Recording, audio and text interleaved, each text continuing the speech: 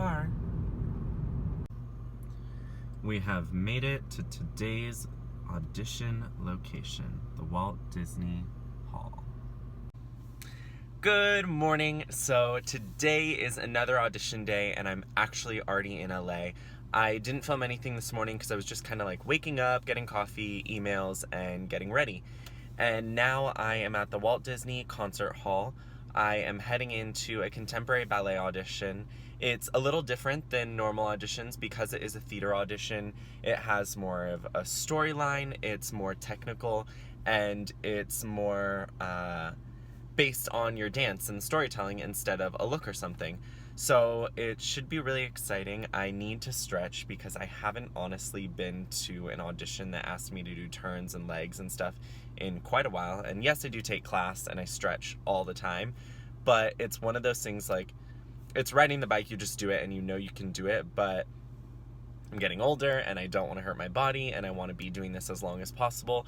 So I'm trying to get into the casting a little bit early and just be able to stretch, but at the same time, I don't want to go first because I always just like to see like how things are gonna go. And I feel like every time I go to an audition, the people who go first, either they have to do it once or they do it twice, or the music isn't right, or they want actually you guys to be facing a different way and they want to be watching you from where the audience would be watching you or something like that. I feel like there's always something that happens to like the first group. And I never like being put in that situation because I like to go out and know exactly what's going to happen. That way I only have to focus on my dancing or acting or whatever I'm doing. So I already saw a few people walk in, even though we're all 35, 40 minutes early. I think it's just because we want to stretch. And I've seen like 2 of my friends walk in, which is great. So I know I'm at least in the right spot.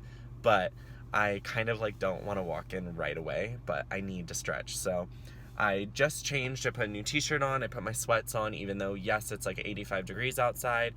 I need to wear sweats when I audition for stuff like this because it cleans the line out, it makes your legs look longer, just to help you look your best.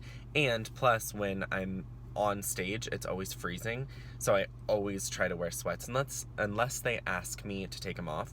I think they look better, and I feel like it makes me look longer on stage, which is always a plus. So I am just now parked. I am gonna go in and see what this is all about. So I'm in downtown LA and I am heading to my audition. How cool is this building? Love it.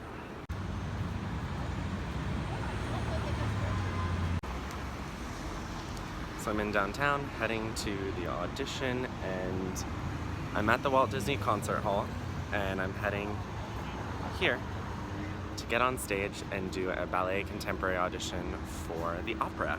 So that is what we're doing, and I'm walking across the street in downtown LA and people are looking at me like I'm crazy. But I'm just trying to find my way there, and I'll see you when I get inside.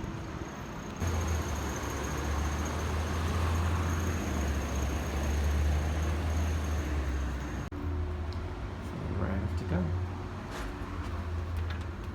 I'm currently driving to IAF compound. It is a studio in LA. I've been a few times, but I am going to take Tice Diorio's masterclass. He is a friend and an incredible choreographer, so I am going to take his class today. I'm a bit tired because last night was a fiasco. So a little bit of a story time. I have 2 pups, we live in Huntington, and we have a long house, and outside of my room is double doors, and they lead out into like a little outside living room and a fireplace and couch. So last night, my sister and I were watching TV, and our one dog was kind of just like sitting there, and our other pup always goes outside, so we didn't think anything of it. And about 20 minutes into a show, the one dog like got really weird and like ears went up and kind of like stalked the ground for a second and then jetted outside, straight through my room. And I kind of noticed it being weird because he's the one that always barks. And if anything's there, he barks. He like alerts us that something's up. Like if somebody comes to the door, if there's a bird outside, anything, he goes crazy. And he didn't this time, so it was really weird. So we paused the show, went outside, and our other dog had fought a possum and killed it all over our couch outside. And oh my god, when I tell you, it was like the saddest, weirdest, grossest thing ever. We just like, oh my god, he was so like proud that he protected us, but like knew he had done something wrong but couldn't stop. And so our one dog is all white and had blood on him, and it was just awful. And then our other dog is brown red and the same thing, just covered, and it was so sad. So I had to wash him. We had to like wash down our backyard. It was just awful. So I was right outside my bedroom door, and all I could think of was like, oh my god, I hope there's no like other animal in here. It's just super gross. I was like super grossed out. So I didn't really sleep that well at all. And then we woke up and they were barking like crazy nonstop throughout the entire night. So there really was like no sleep whatsoever.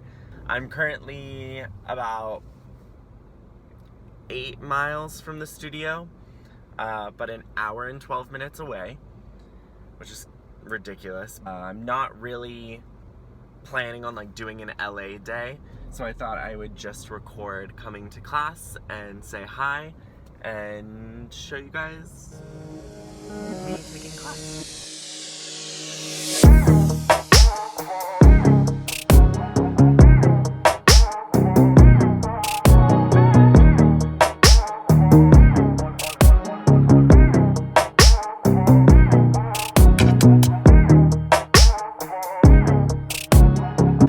So this is IAF, and I just got done with class.